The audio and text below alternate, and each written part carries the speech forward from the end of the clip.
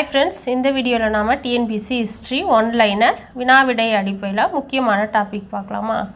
வட இந்திய வேதகால பண்பாடு மற்றும் தென்னிந்திய பெருங்கற்கால பண்பாடு இந்த டாப்பிக்கில் இருக்கிற முக்கியமான குறிப்புகள் வினாவிடை அடிப்படையில் பார்க்கலாம்.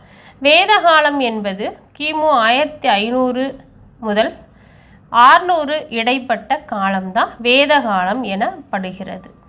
ஆரியர்களின் தொழில் கால்நடை மேய்த்தல். ஆரிய நாகரிகம் ஒரு கிராம நாகரிகமாக இருந்திருக்கிறது. ஆரிய நாகரிகம் ஒரு கிராம நாகரிகமாக இருந்தபடினால அவங்களுடைய தொழில் கால்நடை மேய்த்தல் தான் முக்கியமான தொழிலாக இருக்குது. அடுத்து ஆரியர்கள் மத்திய ஆசியாவிலிருந்து இந்துக்குஸ் கைபர் கணவாய் வழியாக இந்தியா வந்தனர். அடுத்து வேதகால நாகரிகம் இரும்பு காலத்தை சார்ந்தது. அப்புறம் வித் என்ற சொல்லிருந்து பிறந்த சமஸ்கிருத சொல் தான் வேதம். வேதம் அப்படிங்கிறது வித் அப்படிங்கிற சமஸ்கிருத சொல்லிலிருந்து பிறந்தது. அடுத்து சத்தியமேவ ஜெயதே வாக்கியம் முண்டக உபநிடதத்தில் எடுக்கப்பட்டது. சத்தியமேவ ஜெயதே அப்படிங்கிற வாக்கியம் முண்டக உபநிடதத்தில் எடுக்கப்பட்டது. அடுத்து ஆரியர்கள் இந்தியாவில் குடியேறிய பகுதி சப்த சிந்து, அதாவது பஞ்சாப் மாநிலத்தில் இருக்கிற சப்த சிந்துல தான் ஆரியர்கள் குடியேறிய பகுதி நம்ம இந்தியாவில். 7 நதிகள் பாயும் நிலம்னு சொல்லப்படுது. அதனால தான் அது சப்த சிந்துன்னு பஞ்சாப் சொல்கிறாங்க. அடுத்து ஆரியர்கள் நிரந்தரமாக வசித்த பகுதி ஆரிய வர்த்தம். சப்த சிந்துல தான் வசித்தாங்க நிரந்தரமாக. அது ஆரிய வர்த்தம் அப்படிங்கிற பகுதின்னு சொல்லப்படுது. அடுத்து மக்கள் தனது விவசாய மகசூலில் மற்றும் கால்நடைகளில் 6ல் 1 பங்கை வரியாக செலுத்துவது பாலி வரி. அந்த வேதகால மக்கள் கால்நடை வளர்க்கறது தான் முக்கியமான தொழிலாக வச்சுருந்தாங்க இல்லையா. அதில் 6ல் 1 பங்கை வரியாக செலுத்தியிருக்காங்க வேதகால மக்கள். அது என்ன அந்த வரிக்கு பேர் அப்படின்னா பாலி வரி. அடுத்து ரிக்வேத காலம் அல்லது முற்பட்ட வேத காலம். கிமு 1500 கிமு 1000 வரை தான் ரிக்வேத காலம் அல்லது முற்பட்ட வேத காலம்னு சொல்லப்படுது. அடுத்து வேதகால நாகரிகம் ஆரிய நாகரிகம் என்றும் அழைக்கப்படுகிறது. அடுத்து வேதங்கள் 4 வகை. அது ரிக்வேதம், யஜுர்வேதம், சாமவேதம், அதர்வண வேதம். அடுத்து வேதகால இலக்கியங்கள் சுருதி ஸ்மிருதி என 2 பிரிவுகளாக பிரிக்கப்பட்டுள்ளது. ஸ்ருதிகள் என்பவை 4 வேதங்கள். எது அப்படின்னா பிராமங்கள், ஆரண்யங்கள் மற்றும் உபநிடதங்கள் உள்ளடக்கியது. ஸ்மிருதிகள் என்பவை ஆகமங்கள், தாந்திரீகங்கள், புராணங்கள் மற்றும் இதிகாசங்களை உள்ளடக்கியதாக இருக்குது ஸ்மிருதிகள். அடுத்து ஸ்மிருதி என்பதன் பொருள் இறுதியாக எழுதப்பட்ட பிரதி என்பது பொருள்படுது. ஸ்மிருதி அப்படி என்பதன் பொருள் இறுதியாக எழுதப்பட்ட பிரதி. அடுத்து வேதங்களில் பழமையானது ரிக்வேதம். 1028 துதிப்பாடல்கள் இருக்குது. வேதங்களில் பழமையானது ரிக்வேதம்.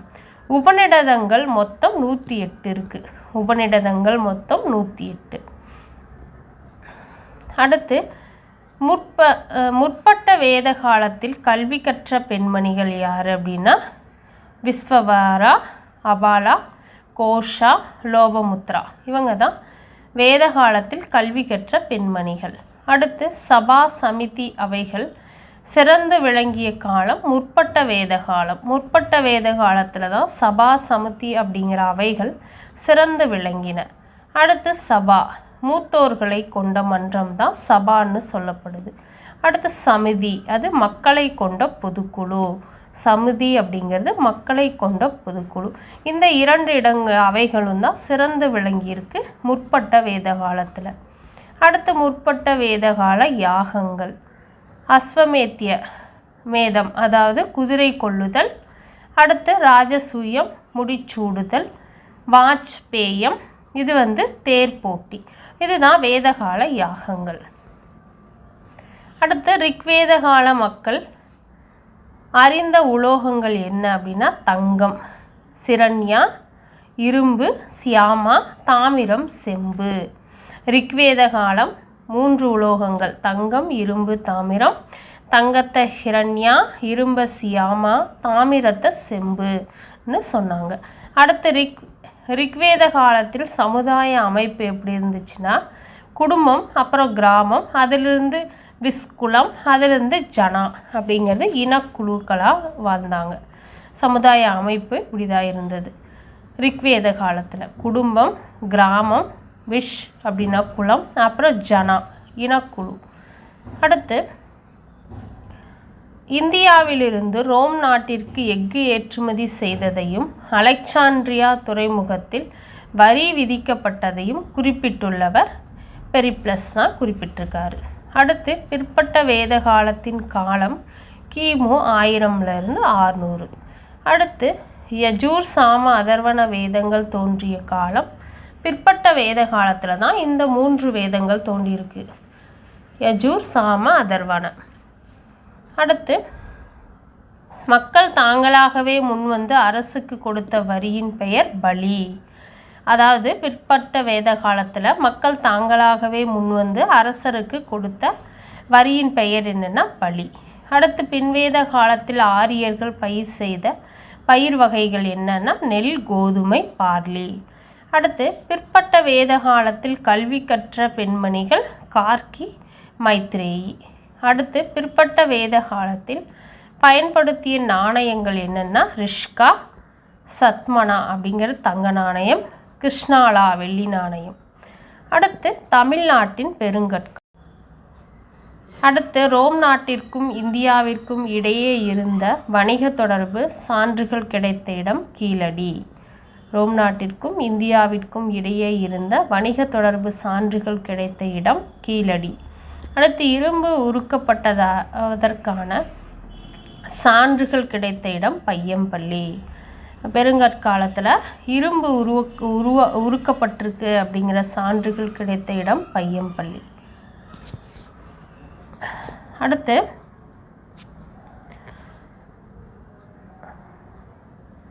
தமிழ் பிராமி எழுத்துக்கள் கொண்ட 300க்கும் அதிகமான மண்பாண்டங்கள் கண்டறியப்பட்ட இடம் கொடுமணல்.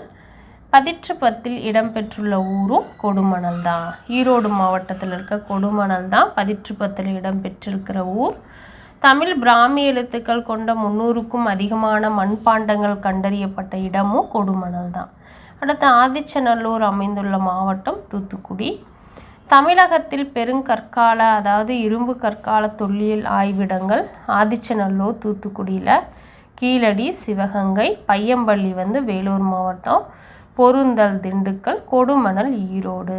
இவைகளெல்லாம் தான் தமிழகத்தின் பெருங்கற்கால இரும்பு கால தொல்லியல் ஆய்விடங்கள் ஆகும். நண்பர்களே, அடுத்து மாபெரும் சிந்தனையாளர்களும் புதிய நம்பிக்கைகளும் டாபிக் பார்க்கலாம். இந்த வீடியோ உங்களுக்கு ரொம்ப பிரயோஜனமாக இருக்குன்னு நினைக்கிறேன். நன்றி, வணக்கம்.